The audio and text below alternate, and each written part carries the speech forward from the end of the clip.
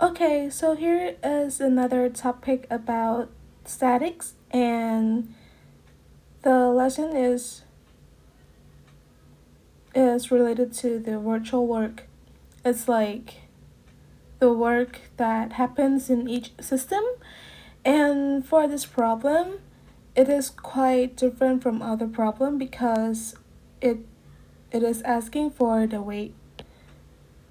It is not asking for the work or something else that is related like to the topic. But in this case, they gave us the stiffness K, and it is attached to this B here.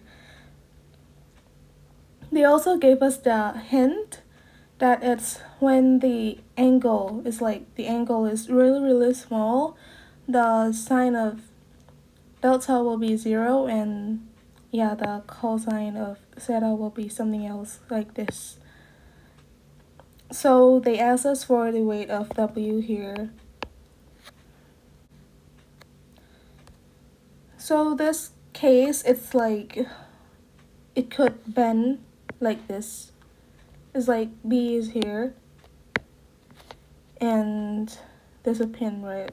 Pin is right there. So it's like this part, which is this part, is like it could bend like this, and the weight is still like this, that you're finding the weight here. Okay, so this is a free body diagram of the picture, and this is A, where it has the rollers between the sides, and this is the part B, and this is the point C. So we have to determine the value of the weight of this square thing. And so as it has already said that because angles in parts of angles like this, when there are like two parallel lines, so this angle and this angle will be like equal, and in some parts like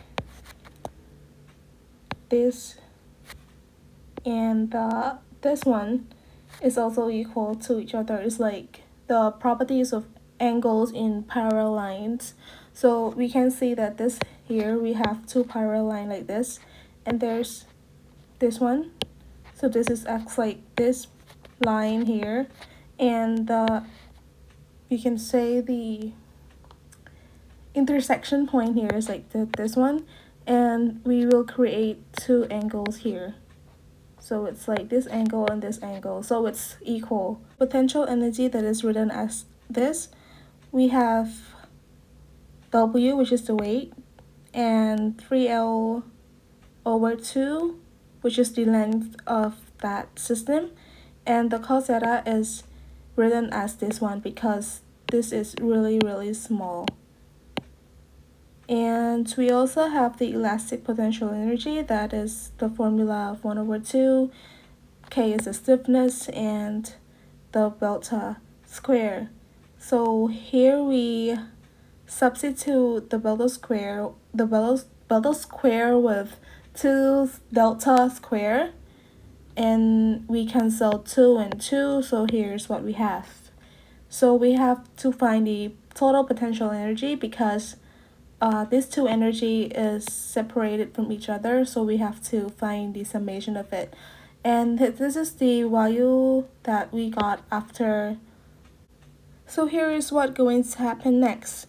We have the equilibrium, and in order to find the W, I mean the weight, we have to go through two derivatives, and those are the first and the second derivative. So we derivative of the energy, the total energy that we have here, is we got this one. So we derivative from this number, and we have this number here. So we let that dE over this equal to 0. It's like we set the condition for finding the next derivative. We have to find the value of the angle in order to substitute in the second derivative. And when it comes to the second derivative, we just compute it as normal because it's compared to the theta.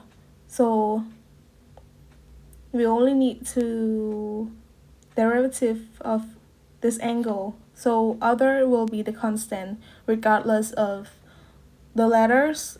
All of them are act as constant at all. Everything is act as constant because we only focus on one letter. It's the angle.